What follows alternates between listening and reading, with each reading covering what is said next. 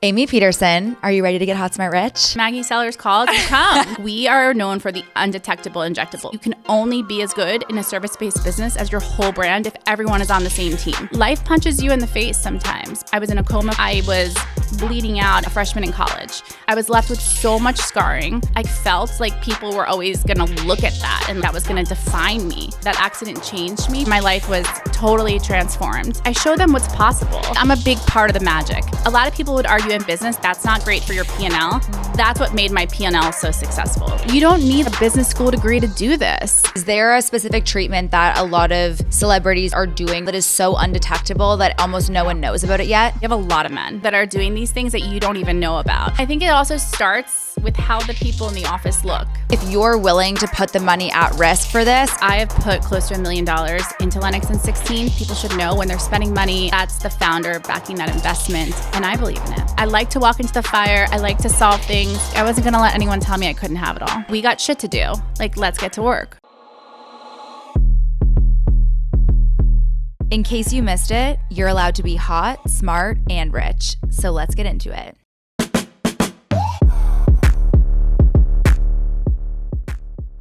Amy Peterson, are you ready to get hot, smart, rich? I am. I'm so happy you're here. Thank you for flying here. Thank you for doing this. Of course. I'm so excited. Like, hot, smart, rich calls, Maggie Sellers calls, you come. That's what you do. And you have listened to every single episode. I always get my nails done and then I listen to your episodes. It's become something I do now. Do you have a favorite episode? Well, I love Diana Cohen. She's my girl. I loved her on it. I mean, I like them all because it's different perspectives. I'm so excited to have you on because on the one hand, you're such a successful seasoned entrepreneur.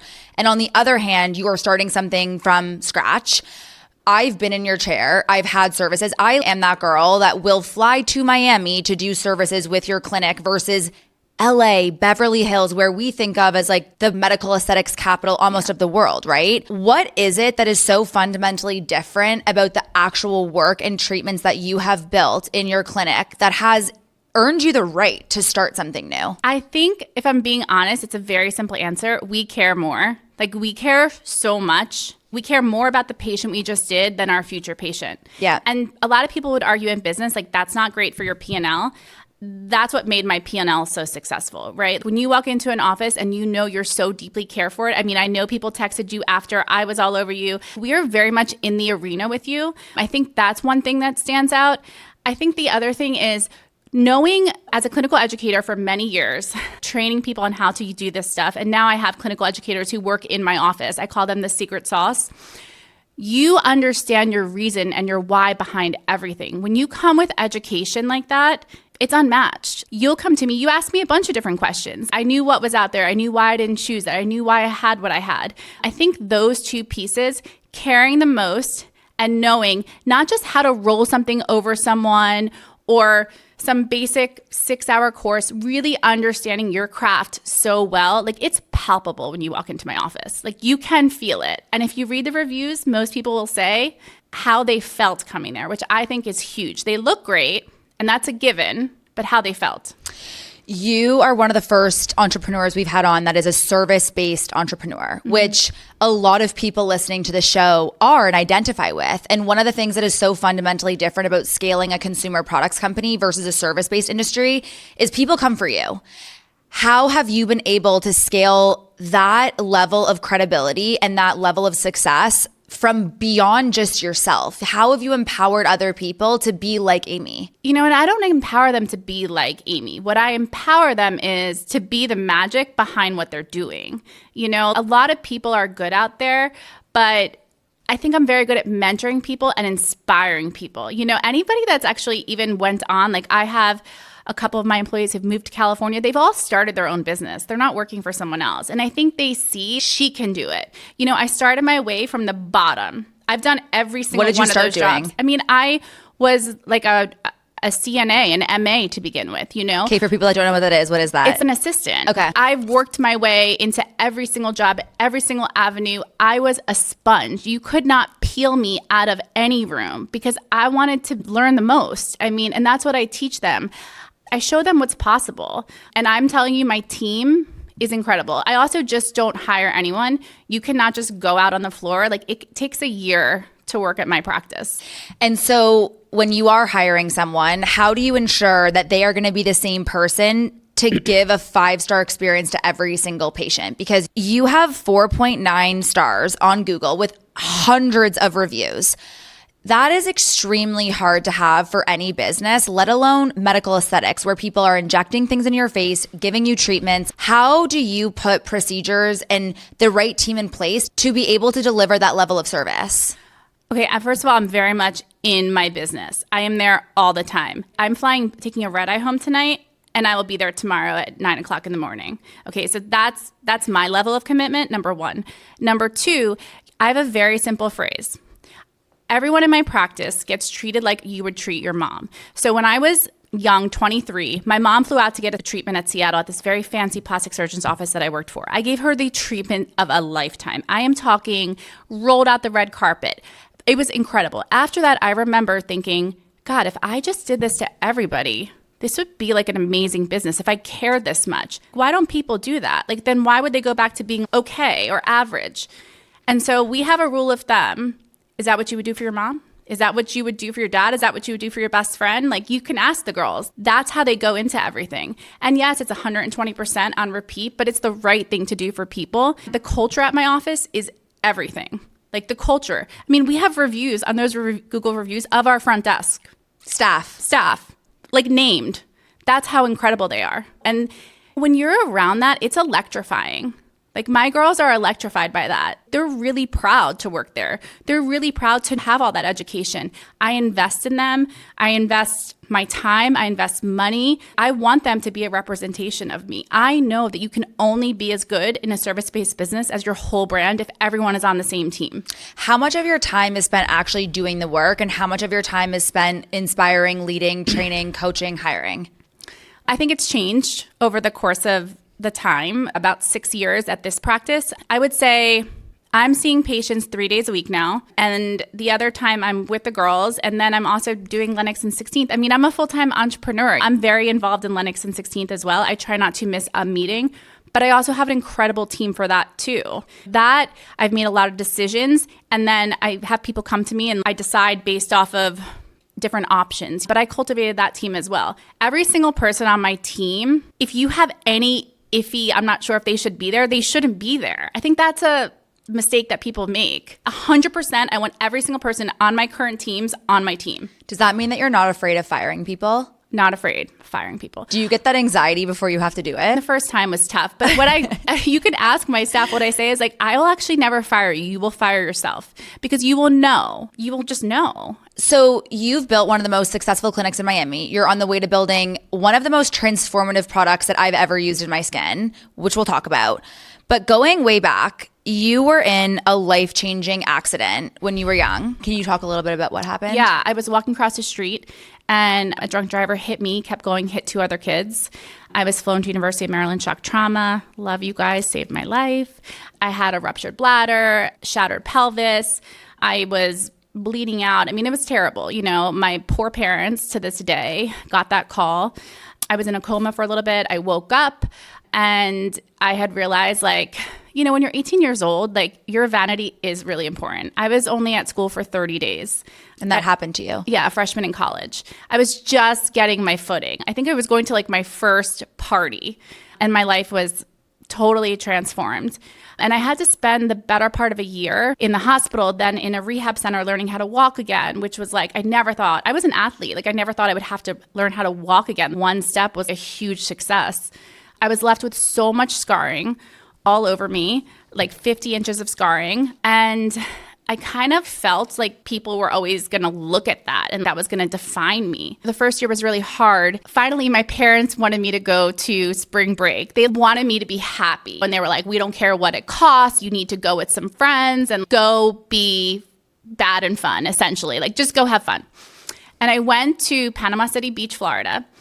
And I didn't want to come out of the room in my bathing suit because I have all this scarring all over me and I was embarrassed and whatever. Anyways, this Greek girl got me to go outside and the hottest guy from Ohio State, still remember, was like, what happened to your stomach? And I basically told him I was in this accident. He's like, that is so badass. And I remember being like, it is? This is like a story? I remember it took this guy telling me this.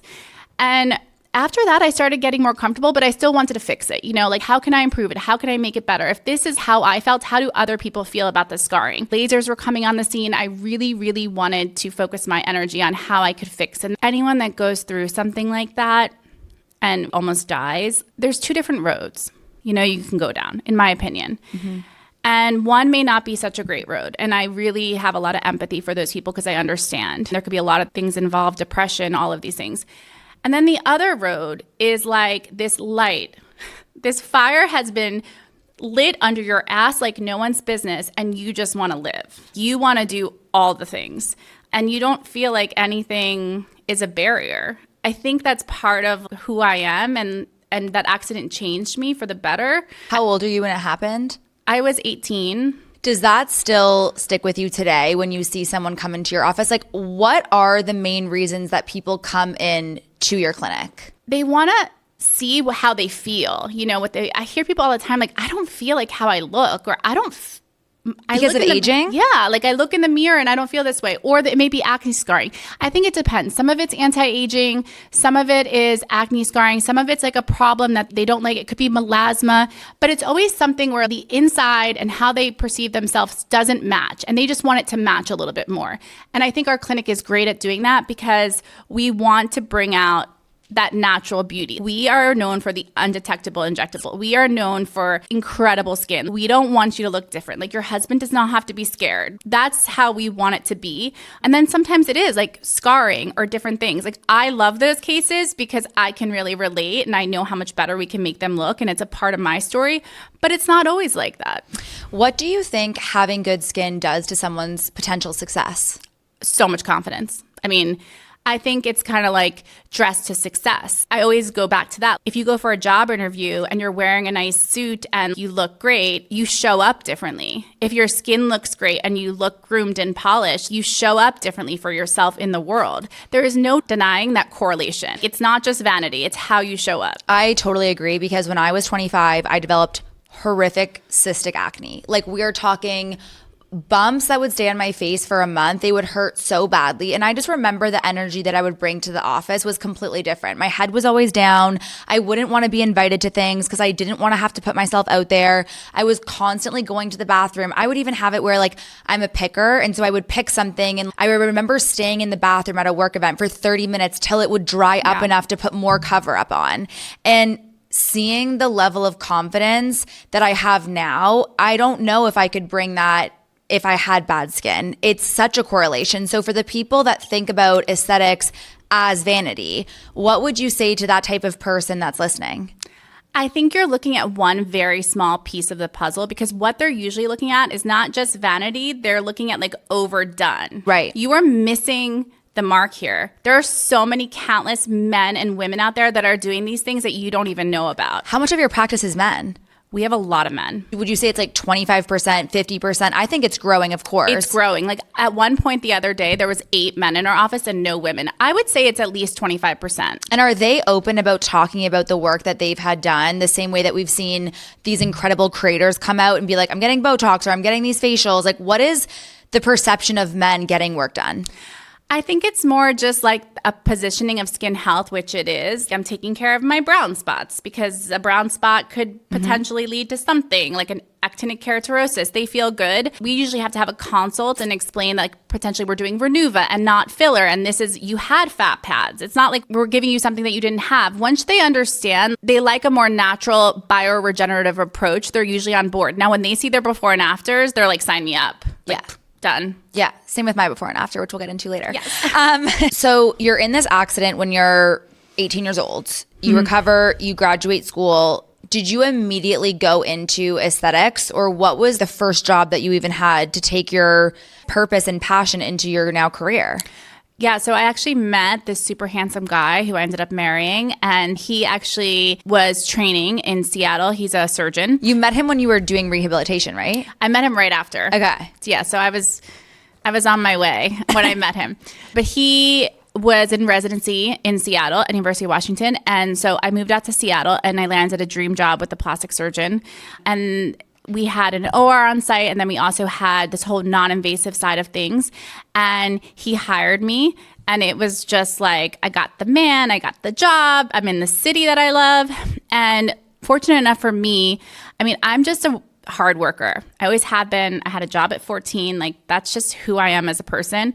And my husband was working my boyfriend at the time was working 120 hours a week. So I had a lot of time. So I was able to really invest a lot of time in my craft and my career, learn a ton from the doctor I worked for, learn a ton from everybody else. And so that's where I got my start.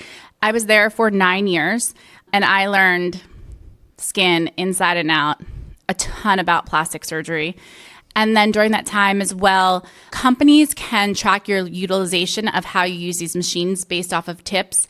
And they knew that I was doing very high volume out there. So they approached me. So they had me become a consultant and then a clinical educator. And then I would travel to other offices and train and teach. And that's something that created such an amazing foundation. Well, first of all, I was pumped because they paid you like a very high day rate, and my boyfriend was making no money as a resident. So I was like, this is awesome. I get to go to You were California. The breadwinner. Yeah. And I get to go to California and make a little extra money because he's on call all weekend or whatever. And I loved teaching and training. And I really loved understanding my why. I'm obsessed with the why. What is the why? The why is like, why are you using this? Like, not just to resurface your skin. Like, what are you going after? I know every little aspect of every little device and treatment. And I think that's what makes you able to pair things really well, to laser stack, to do all this stuff. So when you're teaching someone, it's just exhilarating to see someone like see it connect. I would say your why is bigger than that, where it's like you are empowering women and men to be their most confident versions of themselves to go and do amazing things. Whereas like I've been to other med spas where their why is to make as much money as possible. For someone that's listening to this, how can they decipher when they're walking in somewhere, they don't live in Miami, how are they identifying what that person's why is in the first 5 minutes before they actually pay to do all of this work with someone that might not be doing it for the right reasons? Oh gosh, I think it's a gut check. I think a lot more people need to listen to their gut. And I think half the time they know that they're stepping into the wrong place. How's the front desk staff? Like, ask all your questions. Ask why they don't have some machines. I mean, there should be a general feeling of care and concern and like we have your back. I think there's a lot of good providers out there. Please don't get me wrong. I think that there is. I think we may be highlighting some that aren't. I'll be honest with you. If I've built either one of these businesses based off of P&L, I don't think I'd be where I'm at today. Subscriptions aren't just about repeat orders. They're about building real, lasting relationships. And that's where Recharge comes in. They're the subscription platform powering the brands you know and love. Chamberlain Coffee, Blueland, Bird & Bee, and over 100 million subscribers worldwide. What we love? Recharge takes the headache out of retention with seamless subscription experiences, powerful analytics, and tools that help brands go beyond the moment to keep customers coming back. From flexible billing options to automated retention strategies, they make it easy for brands to deepen their connection with every customer, turning one-time buyers into loyal advocates. This is why we partner with Recharge and why they're giving the HSR community 90 days free, helping brands test, learn, and grow their subscription business with zero risk. To claim this incredible offer of 90 days free, click the link in the show notes. But so when you decide that you're going to go off on your own and start your own clinic, you're in Miami, did you at that time know what a P&L was? I was walking on the beach with my husband and I cried when he was like, you have to make one. I was upset about it. I was like, I don't want to. So where did the idea of the clinic come from? So I'm in Seattle for a long time. My husband does a fellowship in Miami. I actually did 2 years long distance because I love my job so much. And the second year I was actually pregnant with my son in Seattle by myself. So when I had my son, I knew I had to move to Miami. And shortly after that, my husband decided to stay in Miami. So we really didn't know where he was going after Miami. And that was kind of why I stayed in Seattle. So I get to Miami, I realize I'm the worker and I love being a mom. Like, my boys are the best. It's like Boy mom, the coolest thing I ever get to do in my life is be their mom, for hands down. The second coolest thing I ever get to be is what I'm doing right now. So I feel really fortunate. I get to Miami, I start training again. I call everyone up, like if they need anyone in Miami, I'd like to go understand the landscape. To work for someone at this time? No, just to be a trainer. So people that maybe had some devices, I would go in and train them because I would work for the companies. I was a consultant. Right. So I went to enough offices for a couple months and I was just doing it like 1 or 2 days a week. And I just came home one day after seeing something that I just didn't think was my standard. And I'm like, why have you been telling yourself the whole time like you couldn't do this? It was myself holding myself back. And I came home and I turned to my husband and I was like, I'm going to open up my own clinic because I think I care the most and I think I can knock it out of the park. And I have to tell you, a lot of people were like, that's crazy. Miami's saturated. We don't need that. And I was like, no, I'm going to set it up totally different. And this is how I'm going to do it. And yeah, that's what I set out to do. And I said, look, if all else fails, I'll have a lot of machines. We'll bring them home and I'll look good forever. And he said, sounds like a great plan. I was literally about to be like, what did your husband say? When someone hears that and they also think that they have an idea, it's a super saturated market and they don't have those types of people around them that are like, sounds like a great idea, let's get into it. What advice would you have for them when you did have to handle the no's? So a lot of people told me it wasn't a good idea. Right. So it's just my husband's always seen something in me that maybe I couldn't see in myself. I would say that just start no matter what. I mean, and also people think how my office is now is how I started. No, it was one room with one receptionist that I hope would show up for work. Wasn't sure. Didn't have all the fancy machines, but I had what I knew I needed to start, and I had me. Because I'm a big part of the magic and that 120% caring. And I know it sounds crazy in this crazy business world, but it is the right thing to do. All of these things we were taught when we were little kids, and then we just seem to dismiss them like they don't matter. They really, really matter. Like good guys don't finish last. Correct. Like that's just not how the world works. And when you care so much, it's like I show up how I am when no one's looking all the time. But have you always been like that even before when you were an athlete? Yeah. I mean, I've always been like this. I think I'm more fine-tuned. I think life experience has made me more fine-tuned. I think it's really important at the end of the day for me. I want to lay my head down on my pillow and feel good about me, feel good about what I'm putting out into the world. How old were you when you had that conversation with your husband? I was 30. And you had 2 kids already? I had 1, and then I got pregnant again. And I rented a little space to start with. I rented a small office and I had a big clientele. People knew I was the trainer for a lot of different things. And I started getting like a little reputation. And then I just knew I needed to find my dream office. And people kept showing me like these bottom spaces with all this signage. And I'm like, no, we're going to do this shit on the second story of an unmarked building. And it's going to be like, if you know, you know. And the speakeasy. And that's so hard to build your brand. But I want to build my brand on how I treated people. And I want to build my brand because someone else referred someone to come to me. Wasn't that scary though when you have clients that don't want to talk about what they've had done and you're resting your entire business off of an unmarked, no signage spot? If you know, you know. But then you're in an industry where like, do people really want you to know what they have done?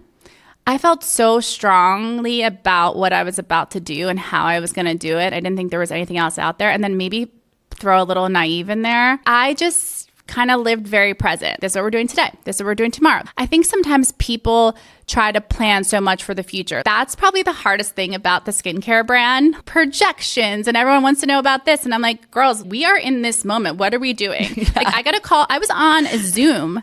This is how unhinged I can become. Like, someone had the little reaction to the laser serum because they put it above their eyelid. I'm like, get them on a Zoom. Like, I'm Zooming with a woman in Chicago. And she's like, this is so nice. You're the founder. I don't know. I like the day-to-day. I like being very present. I think sometimes we live so much in what will become of something that we forget that like all these little moments count. Every day of the last 6 years really counted to right now. You initially cried when you were asked to make a P&L. Mm-hmm. How did you start to learn that aspect of the business that is fundamentally important? So important. So I joke about that because I was so in the service. I'm running these high-tech machines and lasers and everything else. I just did it slowly and I got really good people around me. You know, my controller, my finance person is still with me today. We've just grown massively. I started just educating myself. One thing I think people make a huge mistake of is they delegate and they don't even know the fundamental workings or the underworkings of what that specific thing they need is. So for instance, let's just say running ads for Lenox and Sixteenth, for instance. I could just hire a company to run ads. But what would be smarter is to really understand and learn the ad space, set up some time with Meta, do all of these things so that when I get on the call with them, that I really can talk to them eloquently and understand where they're coming from versus just them presenting some information and me not being able to interpret it. I've done that with every single aspect of my business slowly. So a lot of it's self-taught. A lot of it's also, my husband is like an incredible genius. He really is, and has helped me with a lot of different things. But like today, I'm a pretty sophisticated businesswoman with a lot of people. It took time. You don't need a business school degree to do this. But I think it holds people back thinking, well, I don't know that. You don't really know until you know. And you also don't need to bring people or things on until you need them, right? All of these people that have the perfect track record, the perfect college they went to, the Ivy League school degree, the Goldman Sachs on their resume, they don't necessarily have the magic of the visionary, the creative, the person that actually makes things happen. They are there to help that person make it happen, whether it's selling their business one day or investing in it. But I think so many people that listen to this show are learning through the life experience that they have, and they don't put enough emphasis on that. You said something really interesting earlier in this conversation about when you were talking to your husband and you didn't necessarily have the confidence. Is confidence something that you've grown as you've become a successful entrepreneur? Or has that just been inherently in Amy even when she was 18 years old and got hit by a drunk driver? Oh no, confidence is something you grow into, I believe.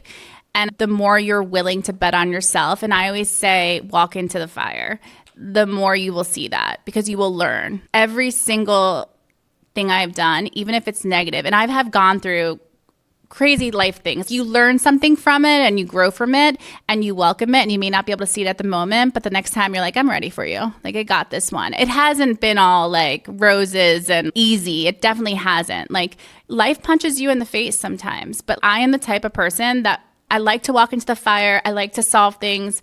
And I like to keep going. Like, we got shit to do. Let's get to work. Love that. This is what I love. I love skin. I love beauty. I love women standing a little bit taller. I love mentoring women. I think Steve Jobs said, poke the world and see what happens. I love to poke the world. I think more people should poke the world. And so I just feel like we need more people in there. So I just get up the next day and I go right back to what I'm doing. Did you start paying yourself a salary from the clinic the day that you started, or when did that actually happen? No. So I'm really proud of myself. I've never gone into debt. I only bought what I could afford. Thanks, Mom. That was my big finance lesson. And I started paying myself a salary, I think year 2. My CPA was like, just pay yourself something small. And it was for the bigger picture. I mean, now obviously you could take distributions and now everything is very different. But you have no investors in the company? No. And have you started raising money for Lenox and Sixteenth? No. So let's talk about Lenox and Sixteenth a little. Mm-hmm. I get asked about my skincare routine 24/7, and I'm very open. It's a combination of everything, of lifestyle, drinking a ton of water, not going out in the sun past 11 a.m. without sunscreen on, devices, Renuva. Yeah. This is the product, though, that feels like what you say is so true. Clinic in a bottle. It is a clinic treatment literally in a bottle. Yeah.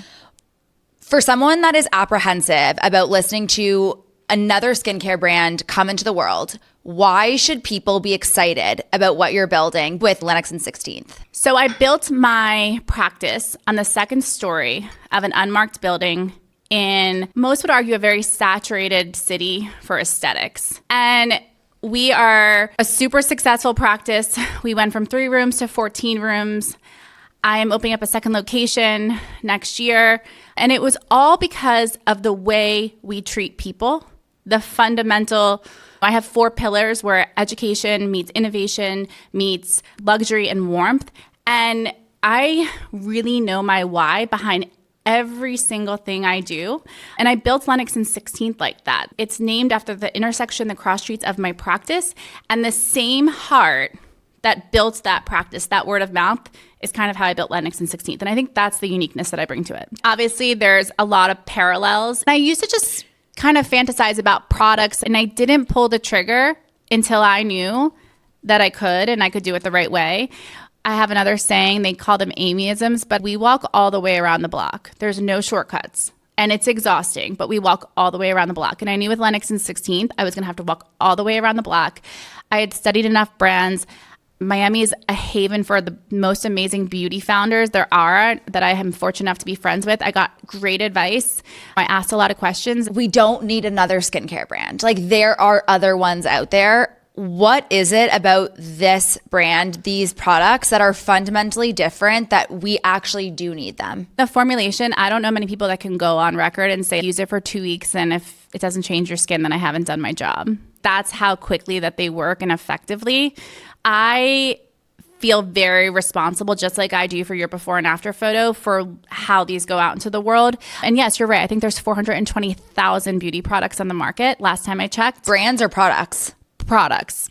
Wow. Yeah. So a lot of people might say that, but I do feel the feedback that I got from this and the formulation, I wasn't going to do it until I missed it. I had all those lab samples. I even gave you some of them. Like, when I froze this formula, you can ask my husband, I woke up and I was like, that's it. Like, this is it. We did it. This is it. And he's like, what do you mean? How do you know? And I'm like, I felt my skin the next day. A product had ever done that. Me either, by the way. Yeah. I have never felt something like this in my entire life, to the point where I actually need to travel with it, which is, I'm the reason that you have these travel products, because I would tell my husband, I'm sorry, I can't bring a carry-on because I need to bring my skincare products. So for someone that is, okay, these are expensive, but I do want to invest into my skin, there's no retinol in them. Right. Why? Because I think there's enough retinols on the market. There's some that work really well. It's so funny. Okay, there's this notion that if you're not doing Botox and you're not using a retinol, that you're not participating in anti-aging. I will legit have people come in with no lines on their forehead and great skin and be like, I really need Botox and let's get on a retinol. And I'm like, why? It's like part of the anti-aging club that society has built up. I've seen a lot of people trying to use retinol and never quite acclimating to it. So I wanted to use something different. And the way that I saw this formulation work to target pigmentation and resurface was unlike any retinol I had ever seen, with no downtime. It's very gentle, right? So I hadn't seen that combination and that transformation. So to develop a product that was so innovative on the market, how much money did you invest into this product if you've never taken on investment from VCs? I knew that I couldn't launch unless I was doing it the right way. I didn't want to cut any corners. And I knew that I felt about $1 million. So I have put close to $1 million into Lenox and 16th. And I feel like that's important because people should know when they're spending money on a product that is $249, which is also 50 mLs, by the way, that they know that that's the founder backing that investment. They believe in it. And I believe in it. You believe in it enough to put $1 million of your own money into starting this brand? Yes. And I didn't want anybody to put any money in it. I wanted to be the one to do it. You own 100% of this company yourself? I own 100% of this company. Wow. I really was like so excited you wanted to talk about that, because I think for people that are on the fence to hear that you invested $1 million of your own money to bring this product to market when there are over 400,000 beauty products available is the sign that people need to just try it. Because truly, if you're willing to put the money at risk for this, it has to be worth it. Was there ever a moment where you were like, oh my gosh, this is getting to be too expensive, too much an investment, it hasn't worked yet? Like, has there ever been any sort of 1 foot in, 1 foot out with it? Not 1 foot out. I mean, all in. That's how I do things, all in. There's been moments of, oh geez, sometimes you build something, right? You're backing it and you know how good it is. I think there's a frustration that comes naturally when you're like, why don't people just understand that it's this good? I think there's a lot that's at play here. Marketing is now split up into 24 different categories. And so if you're doing this and paid and this and that, it's a lot, and you can't always see the initial ROI of it. And so I think that can be challenging. But also, this is a different game than the service-based business. I wish, Maggie, that I can come attached to that bottle. I want to make a little figurine where I'm holding on to the bottle, because that's how I feel in my practice. And that's something I can't do with this product because it's being distributed all over. I know that slow and steady will win the race. And I think if I make any knee-jerk movements, it's not going to work out well. It's about me going out there, talking about it, letting people try it, using it, and momentum will build. I'm not worried when people have it in their hands. It's just getting it in people's hands. I say that all the time about the show. I'm like, we just need awareness. And once people listen to the content, there isn't anything out there like it. I am confident they will convert to be a listener and they'll 100%. Listen for life, hopefully. Yeah. I think the same thing is so true with your product, but getting it into people's hands and testing is not the norm in the skincare industry like it is with food. Yeah. Like you see all the time at grocery stores, it's like sample this and it's so low effort, not expensive. With skincare, how do you actually get people to try it? I think you have to seed a lot and you have to gift a lot and do that. There has to be a lot of education, a lot of talking. I mean, luckily I have a lot of clients that trust me implicitly in Miami that are using it, that love it, that were even in the studies. I mean, while I was running clinical and consumer perception studies with big companies, I was doing clinicals in my office in real time. I have people in my head that I'm like, it's got to work for this person, and this person. Okay, have them come in, use it before and after photos, like sensitive skin. I mean, I'm like so in this, it's a little insane, but in the most beautiful way possible. You know, you gift, you get it out there. I mean, you talk about it. I mean, I don't know, I'm here, right? And I'm going to go fly talk home about tonight. this. Yeah, and then I'm going to go talk about it some more. And when you believe in something so strongly, you know your why, and it's going to just evolve. It's going to take time. I think what's so interesting about skincare brands and business in general, you keep trying to put products out to grow the brand, grow market share. What do you feel like is missing that you're trying to solve for next? I don't think there's a product missing. I do believe there's white space. The reason I say that with 420,000 beauty products in the market is some things just will never be good, in my opinion. Like a women's shampoo and conditioner in one will never be good. One is to clean your hair. One is to condition your hair. I've never met one that I liked with long hair. I don't know I love about that you. too. Yeah, I agree. So I feel like that's not really a white space. It's just like, don't go there because it's like oil and vinegar. For me, I think I see things out there and I just have an idea that I think is a little bit better. So maybe take it like taxi to Uber. Same concept. You're in a vehicle driving, but they're very different. I use Skincare by Amy Peterson in my practice as a laboratory to look at people's skin and see their indications and hear like consumer feedback. I mean, I get it all day long. I hear everything. I hear about every single product. I've tried a lot of them. And I'm not going to launch with something unless it's exceptional, unless I literally miss it. Right now, we're living in the world of extremes, though, right? Extreme on everything, whether it's politics, business, medical aesthetics. And I think right now, what we are seeing a lot of is this Instagram face where everyone is starting to look the same. And I remember watching this amazing TikTok, and it was like, what happened to the 90s where Lucy Liu, Drew Barrymore, Cameron Diaz, they all have such a distinctive look. Now I look and I think, wow, all of these people are starting to have similar characteristics. What do you advise your clients that come in with a picture of a face that they want to look like that looks nothing like themselves? Honestly, we don't let them pick off a menu. They may reference someone who looks incredible at the time, but they have a different anatomy. We're not cookie cutter at our practice at all. And a lot of what you're talking about is using injectables in not what I think they were meant to do. It's not an artistic way. It's usually just copy and paste. And in certain areas, we just don't do any of that. And we don't even use a lot of the injectables in the same areas that other people do. I know what you're talking about, but I still think it's a very small percentage because none of my clients look like that walking around Miami. But that's why you're the best of the best and I fly from LA to Miami to come and see you. I think we're trying to change the way aesthetics is looked at. And I think it also starts, if I'm going to be honest, with how the people in the office look. I think that's a big deal. If you go into an office and everyone is looking very cookie cutter, or I think you referenced Instagram face, that's a pretty good indication that maybe that's not the best place for you. Everyone in my office, I feel like, looks very natural. They look like the best versions of themselves, and that's important. I have all these things at my disposal all the time. I could look absolutely insane. I just would never want to get carried away. I don't even know the last time I did an injection. Is there a specific treatment that a lot of celebrities, creators, people of influence are doing right now that is so undetectable that almost no one knows about it yet? Yeah, Renuva. Which I have. Mm-hmm. Yeah, can we talk a little bit about that? Yeah, so Renuva is incredible. It's actually been on the market for a long time.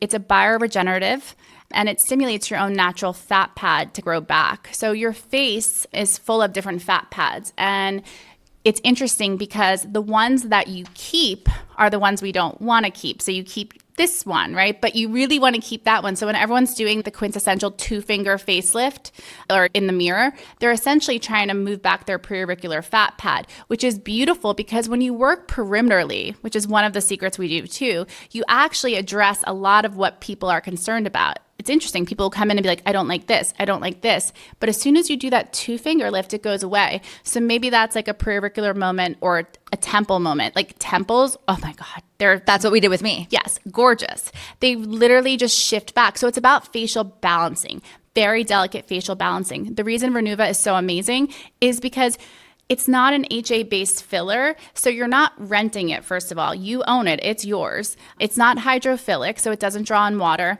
and it doesn't migrate, and it doesn't move. So that's really important, and we use it in certain areas. And this isn't to say that we don't like filler.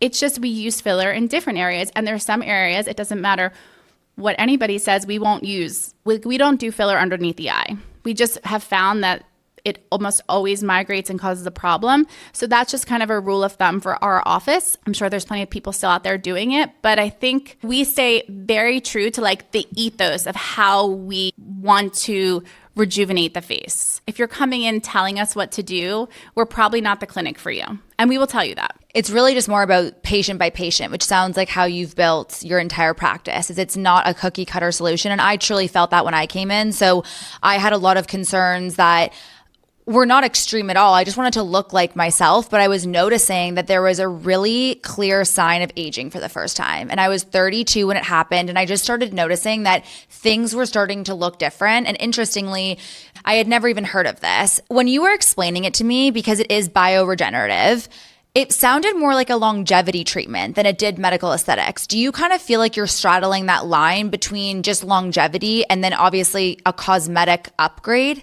I don't think I'm straddling or the practice is straddling the line. I think this is considered a cosmetic. It's considered an alternative to filler to create volume. I mean, here is the facts. You have volume in your face. As you age, that volume decreases. And when is that first time you're going to notice that? Most people report early signs of aging in their 30s, in the early 30s. It's not like they look old. Everyone would be like, Maggie, you're insane if you said you looked old. But you look in the mirror and something is different. If you reference a picture of you at 32 to 22, you would notice a shift, right? So people report those signs of aging. I call it detailing. Like you do little details here and there as you kind of notice something. And doesn't have to be so aggressive. But it is a bioregenerative. And I think we are going to a more regenerative space even in aesthetics as a whole. That's what we should probably be doing. Yeah, I can't not ask you this with you being an expert in the chair. This is such a heightened category now, skincare in general. Like there's so many opinions. I think expert-led brands are definitely the future. There are brands that have launched for children that have been very heightened from pushback and blowback from the consumer because of how young the marketing gears towards. And we see it being built off of content that I don't necessarily subscribe to. In your expert opinion, do children actually need skincare? Okay, no, children don't need anything but love, in my opinion. Now, I have 4 girl nieces, okay? And we FaceTime, we have girl chats on Saturday. And they know what I do. They come to my office. They love the little facial. She's 3. I'm just the little thing. They see that. And I think that they want to mimic. I remember looking at my mom in the mirror when she was putting on her makeup and wanting to do the blush. Like we want to look up at these people and we want to do what they do. So I don't know. You know, I probably am the worst person to ask about this, but I don't really see the harm in if the little girl wants to put on a biocellulose mask just to have a moment of her feeling like I'm pretty. I mean, that's why we wear bows in our hair. Do they need a regimen and all of these things? Absolutely not. Do I think that there's fun things that are made? I mean, when I was little, I remember I had a whole fake makeup kit that was plastic, but I was doing it in the mirror. And I don't think that harmed me at all. I don't know, to each his own. But if I had a little girl and she wanted to wear a biocellulose mask, I'd much rather her do that than probably be on social media. Speaking of social media, so when we were together this summer, you actually were completely detached from social media, but you would film videos and send them to your team who would post on your behalf. What is your relationship now with social media as a founder and as an entrepreneur, but also someone that wants boundaries? Yeah, so I still do that. I still have, it's called Expert Amy, the album, and I haven't posted anything since I've been here, but they'll probably come out with something, or actually I don't even know what's on there right now. Basically, if it's in these certain albums, they'll approve it can go up. You know, I kind of having like an 80-20 with them. Like 20% I'll be on a little bit, 80% I'm off. It is important to the business. I definitely did a detox and it was really nice. And it was also really weird. I felt like I didn't know what was going on. And you realize how much it has become a part of our culture when you're not doing it. But I think it's healthy to take a break. I also think the biggest problem with it is comparison. It is so easy to compare my chapter 1 to someone else's chapter 10 when I'm looking on social media. Do you do that? Yeah, I'm human. I mean, I think everyone does. And I think anyone sitting in any chair who says they don't is lying. I mean, that's the truth. I think I'm really confident in my ability, and I know that I'll have a chapter 10 one day, possibly with this brand. I think comparison is the thief of joy, right? And I think it's really easy to go on there and see everyone's highlight reel when you're sweating it out and everyone's not seeing all the behind the scenes of what it's really like to grow these businesses and be like, am I doing enough? Do you have imposter syndrome with this brand, even though now you have success with your clinic? Yes, for sure. But I have a really healthy way of kind of dealing with those things. But yeah, there's moments where I'm like, oh God, here we go again. You know, like in the service-based business, I feel a little bit differently. I've been at that game for a really long time. With this, it's new, you know, there's newness all around. There's new people, there's new clicks, there's more success, there's less success. You know, 7 years ago, I put horse blinders on and I'm like this, just forward. And I didn't look around. I didn't turn right. I didn't turn left. I didn't look back. I just went forward. And so every single time my horse blinder starts coming off a little bit, I just shove it back up.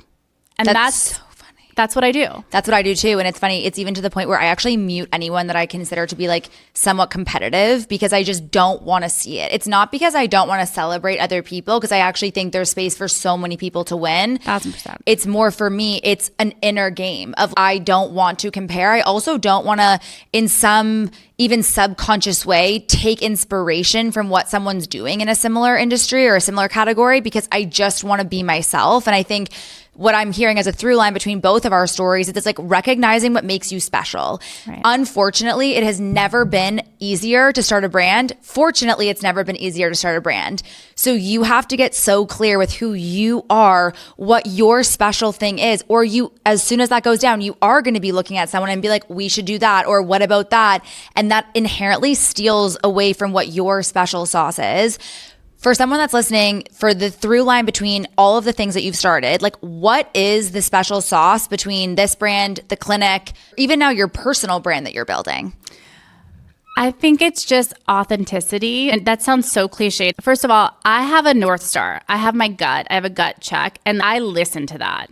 And I feed that soul. I know where I'm going. I may not know how I'm going to get there, but I trust myself. Like I trust how Amy Peterson is showing up every day. I think that's really important. If you worry about everything else, you may never get there. Fear can be a healthy way to grow something, and it can light a fire under your ass, but it can also take you down very quickly.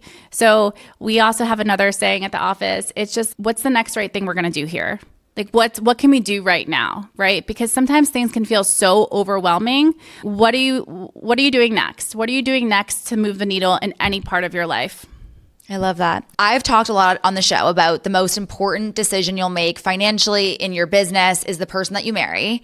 Do you think that you would be sitting here with the success that you have without having such a supportive husband? No, I don't. Do you feel at all weird to say that out loud? What?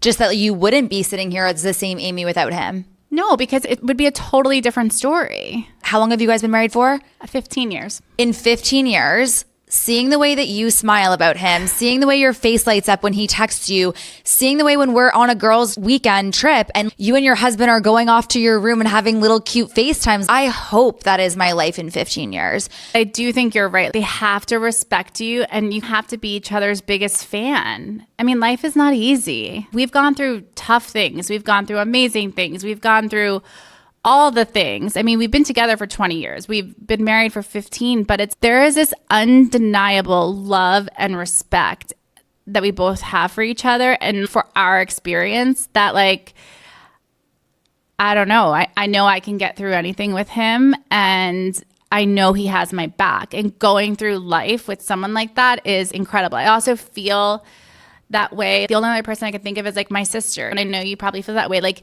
that girl has my back. And when you have people like that, when times get tough, it's just so incredibly important.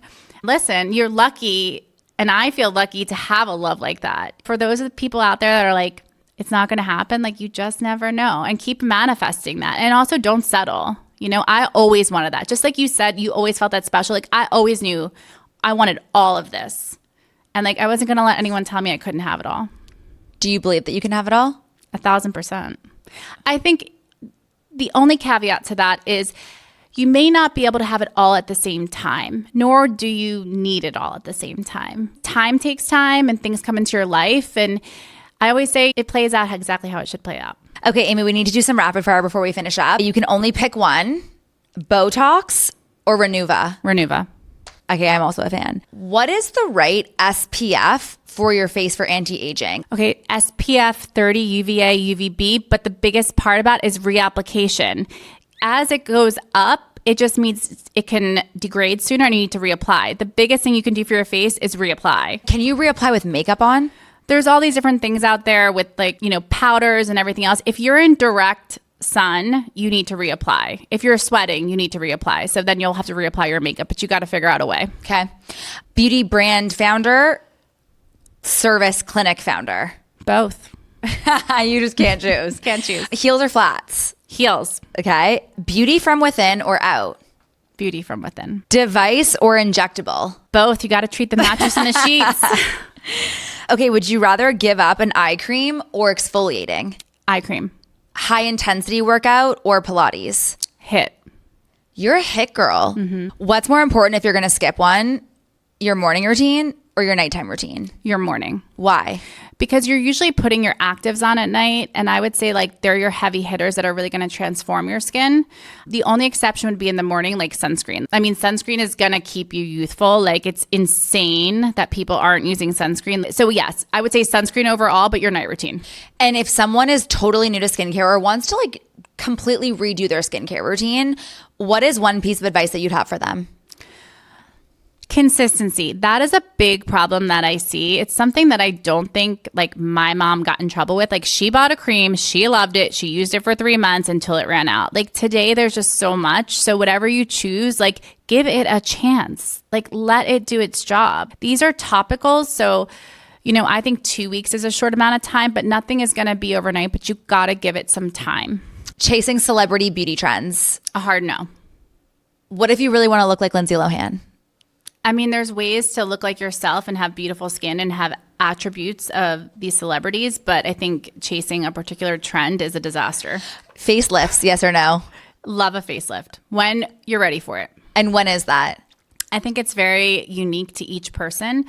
And I think we've gotten on this, like, non-invasive or facelift. Like, I just don't think that there needs to be an or in the middle. Like, we can do a lot of things to be preemptive about our aging. And then when we feel like the time has come, I think choosing to do a facelift is a very personal decision. And there's beautiful facelifts out there, and I have nothing against it. Love it. What's the last thing that you put on your credit card? The hotel. What is the last most expensive thing that you bought? This antique Cartier watch. The way my husband and I work with money, I never found a watch that I loved as much as this. And I wanted to buy it, and he was all for it. So you don't have to ask for permission. Don't have to ask for permission. Love that. If you could title this era of your life, what would it be called? I would call it, like, my beast mode. I'm thinking of my boys where they're like, beast mode, mom. I just feel like I'm doing all the things that I want to do. And I think in the beginning, sometimes you can feel like you're in, like, quicksand and, like, it's hard. You got to get through all that. And not that it's easy now, but I feel so crystal clear, like, on where I'm going, what I'm doing. As you get older, like, I love being on the 4th floor. I'm 42. And, like, I have this confidence about who I am as a mother, as a friend. Like, I show up like who I am. And I don't know that I had all that in my 30s. I think that I needed more life experience. But, like, I just feel so happy, so fulfilled. Was there an unlock to get to that level? Was it a divorce of friends? Was it shedding a different version of yourself? Like for people that want to get there earlier and don't want to wait for the life experience, I want to get there at 33. I don't want to wait till 44. Like what is that unlock? I don't know. I think it's different for everybody. I don't think that there was one specific unlock, but I remember feeling like the focus needed to be inward. Like it had to be on me. I was the one holding myself back. And once I realized that, so much just started unlocking. It was like one of those games I see my kids play. It's like bing, bing, bing, bing. You're just like, oh my God, you can finally move about the cabin like the way you want to. But it wasn't one particular thing. And I think you can get there earlier. I went through a lot, moving all around the country, having 2 babies, having to start all over again. There was a lot and almost all at the same time. So I feel like there are some years where you're just like trying to keep above water. You're learning a new role, right? Your forever role. But I think each phase has been magical. I love that. Amy Peterson, thank you so much for coming on Hot Smart Rich. Where can people find you? Okay, so you can find my products on lenoxand16th.com and then on Instagram at lenoxand16th. And the clinic is in Miami Beach at Skincare by Amy P. Do you think that we can give a discount code for the products? 1,000%. I mean, you're responsible for the travel. So I think it's HSR20 for all your listeners. We'll put that into the newsletter that will go out, social, because these are so worth it. I promise. I'm not just saying this. Amy is someone I traveled to Miami to get work done from. And these products is what I use every single day and night to keep it and maintain it. It's like the gym. Like if you have a personal trainer once a week, it's not going to do anything unless you actually keep up with it. Correct. That is how I think about these products. It's like, okay, every 6 months I'm in Miami, I'm going to get some work done. But these are the things that I use every single day, 365 days out of the year. They will change your life. They are an investment. So worth it. So use that discount code HSR20. And thank you guys so much. We loved having you on. You are such an interesting, atypical entrepreneur. The first service-based entrepreneur that came on. So if you guys loved this episode, please let us know in the comments, especially on YouTube. It's like my favorite thing to read them. Can't wait and see you guys next week. Thank you.